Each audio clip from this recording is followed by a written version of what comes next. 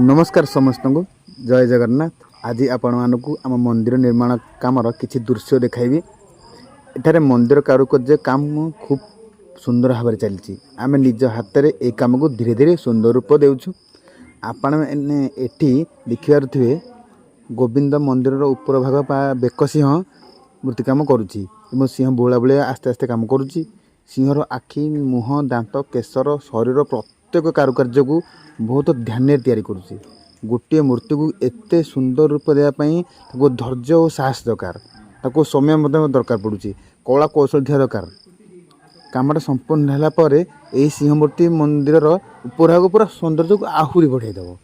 आपण मैंने एपट को टी देखु आमर सिलिंग कम टे चलती। आम सब बोला बोली कम को आरंभ कर देचु। तार मसला मसली मारा आगु काली आमर कम काली हो जाता। आज कल भीतर हो जाता। आज बाहर टाइम बोली आरंभ करचु। एठी आप देखुते तार फूल पत्र और गलाकार कारुकार्य गुड़िक मत बहुत जत्न तैयार कराऊँ। प्रत्येक डिजाइन को ठीक आकार देवा एवं समान भाव में कारुकार्य प्रत्येक ध्यान देवाक पड़े। छोट छोट काम मिसिले ही आगू ये बड़ सुंदर रूप नेब। ये कम गोविंद सिंह मूर्तिर निज कला देखा। मु आपण मानू सिलिंग डिजाइन कम व्यस्त अच्छी बोली कहीपरनी, किंतु मझे मझे टी वीडियो शूट करके आपन देखा। मंदिर तैयारी कम आम यही छोट छोट अवदान आग को एक सुंदर रूप नेब। यह आम सबुठ बड़ खुशी। तेबे आज ये आग को यही सिंह मूर्ति एवं सिलिंग डिजाइन संपूर्ण होगापर केमी देखा से दृश्य आपण निश्चय शेयर करी। भिडियोटी भल लगे लाइक करूँ, शेयर करूँ एवं एमती आम कमर वीडियो देखापी फॉलो कर। आपण मानक भल पाई ही आमको आहरी आग बढ़िया देव एवं प्रेरणा देव। रोची जय जगन्नाथ। तेबे सांग माने आज आपण मानक जो कम गुड़िक देखी से गुड़ संपूर्ण हो जाए। आपण मैंने आरंभ देखिले गोविंद मंदिर उपर भाग सिंह मूर्ति कम करुला। जो मसलारू धीरे धीरे सिंहर आकार देवा, तापर आखि नाक कान मुह दांत केशर प्रत्येक डिजाइन गुड़िक सब काम बहुत जत्न कराला।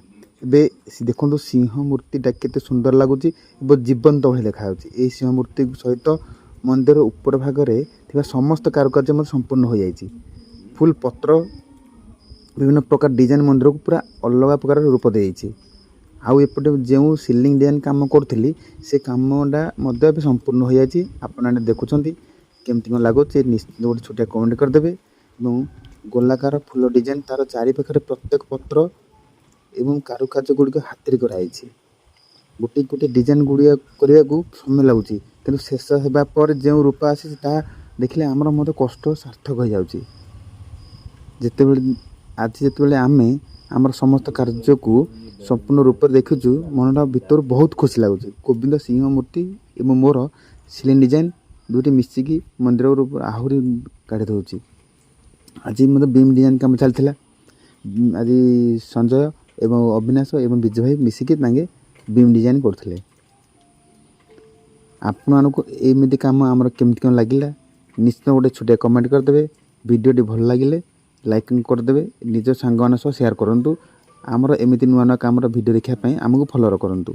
पुणी आउ थे नुआ कम देखापी नुआ वीडियो सहित जोड़ापी आम मानक सब्सक्राइब करूँ। से पर्यटन समस्ते भल रुहतु। रोची जय जगन्नाथ। आज ब्लॉग रे आपण मानक आम मंडप कमर एक खुशी खबर देव आम नृसिंह मूर्ति सिलिंग डिजाइन एवं बीम डिजाइन तीनोटी कम संपूर्ण हो जाए।